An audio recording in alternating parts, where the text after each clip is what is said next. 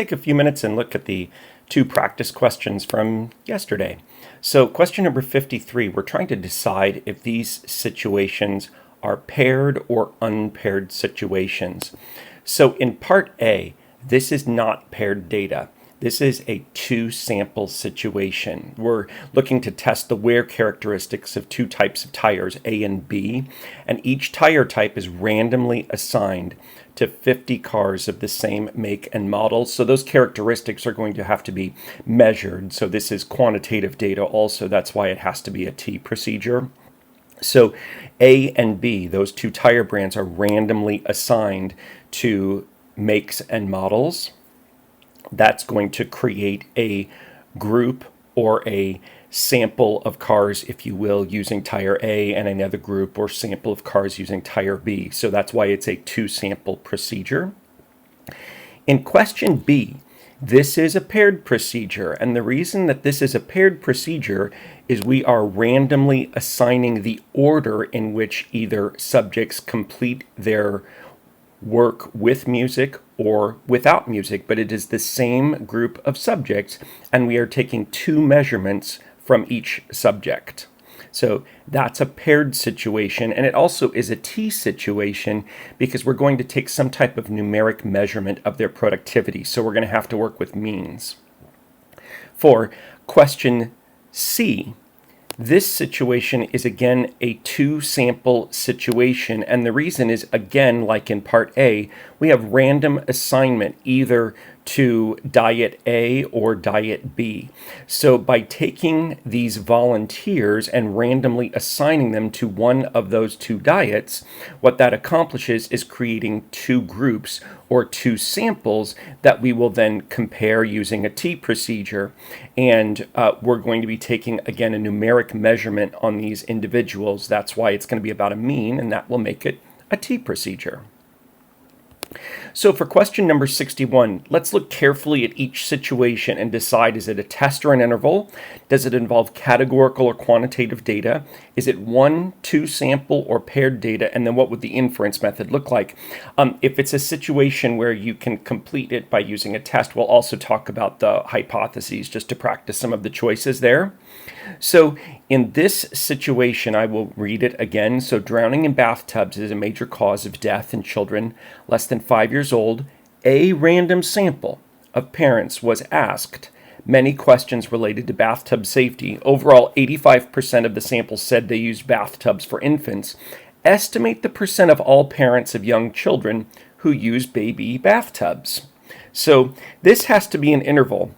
And the reason it's an interval is we're trying to estimate that percentage. We're trying to determine how big or how small that true parameter might be. So these data are categorical because when we are working with this random sample, we are asking them, do you or do you not use a baby bathtub? So the question up here states that it is only one random sample. So this is a one sample situation. Because it's categorical, it's going to be about a proportion, and it's a confidence interval. So this has to be a one proportion Z interval. It's an interval. Categorical means it's a proportion, and it's a one sample situation, one proportion Z interval. Question B, how seriously do people view speeding in comparison with other annoying behaviors? So a large random sample. So notice it's a random sample of adults was asked to rate a number of behaviors on a scale from 1 to 5. So that behavior is no issue at all for them, all the way up to 5. That behavior is a very severe and annoying problem. So the question we're asking then by using the sample, do speeding drivers get a higher average rating than noisy drivers? So notice we have a direction. Because we have a direction, we should be doing here a significance test. And at some level, it says, do speeding drivers get a higher average rating? So we know we're working with quantitative data because we're going to have to work with a mean here. And in fact, where the subjects are being asked to give numeric ratings, whether it's no problem at all, a 1 all the way up to 5 being a very severe problem. So we know that this is quantitative data. So one sample, two sample, or paired. So understand, we know this is a single sample, but what we're going to look at is pairs of observations from each person in the sample, looking at how they rated speeding versus noisy neighbors. So this is actually a paired situation. It's one random sample of adults, but we're going to look at pairs of observations from each of those subjects. So this is a matched pairs t-test. I suppose you could call it a one sample t-test. That's not wrong, but matched pairs is a little bit more specific because we are looking at pairs of observations from each subject.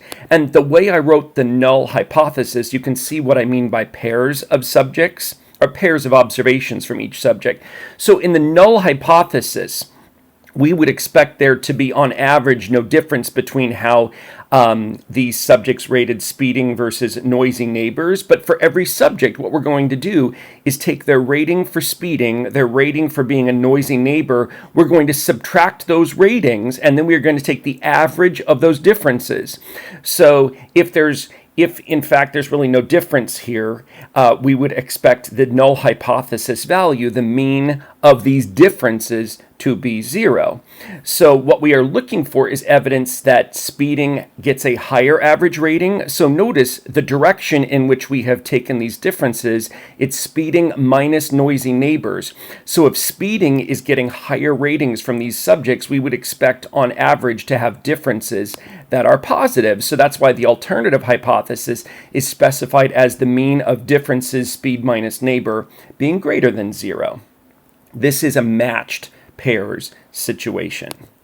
So in part C, you have data from interviews with a random sample of students who failed to graduate from a particular college in 7 years, and also from a random sample. So notice there are already 2 random samples from a random sample of students who entered at the same time and did graduate. You'll use these data to compare the percents of students from rural backgrounds among dropouts and graduates. So you're comparing 2 percentages here. Now notice it doesn't give a direction. So the truth is, this as a test would be a two-sided alternative. You're just trying to determine is there a difference between these percentages. But because it's a two-sided alternative, technically you could also do this as a confidence interval. So the way this is worded, you could use a significance test or a confidence interval. I will tell you, in terms of the AP exam, if you are supposed to create a confidence interval, the question will tell you, make, build, interpret a confidence interval. If you're supposed to do a significance test, invariably the question will say, is there conclusive evidence? Do we have evidence? That word evidence is the one to look for in order to indicate whether you're not supposed to use a test. So in this case, technically, we could do both. So these data here are categorical. So we're looking at the percentage of students from rural backgrounds among dropouts and graduates. So we're going to look at the rural students, and we're going to look at who drops out and who graduates. So you either are a graduate or you are not a graduate. So we can identify successes and failures here. So this is categorical data. There are 2 random samples of students because we are looking at a sample of students here that failed to graduate and then another random sample of students that entered at the same time and did graduate. So the inference methods that we could use here, this is categorical data, so it's about a proportion. There are 2 samples, so there will be 2 proportions, and we could do this as a test or an interval, so a 2 proportion z test or a 2 proportion z interval. So if you're doing this as an interval, you don't have hypotheses to write. As a test, as a 2 proportion z test, we would have hypotheses. So the null hypothesis is among rural backgrounds, students with rural backgrounds, the proportion that drop out or the proportion that are not graduates minus the proportion that are graduates. If there's nothing special going on here, that difference would be 0. So I could also have done the proportion for graduates minus the proportion for not graduates. So the order in which you write those only matters then when you create your alternative hypothesis. And actually, in this case, it doesn't even matter when you write the alternative hypothesis because it's a not equal to alternative. So you're simply looking for evidence of a difference between these. The proportion, again, among these students with rural backgrounds, the proportions that are not graduates minus the proportion that are graduates, we're looking for evidence that the difference between those two proportions in the population is actually something other than 0. This is probably the most difficult of the 4 questions on number 61. Part D is a good one to finish with. I think this is an important one. So do experienced computer game players earn higher scores? So we already have a direction. Higher scores when they play with someone present to cheer them on versus when they play alone. So 50 teenagers with experience playing a particular computer game have volunteered for a study. So notice there's one group of people, but what we're doing is then randomly assigning 25 of them to play the game alone and the other 25 to play the game with a supporter present. And then each player's score is recorded. So because we have a direction, this has to be done as a significance test. This is quantitative data because we're recording scores. This is quantitative data.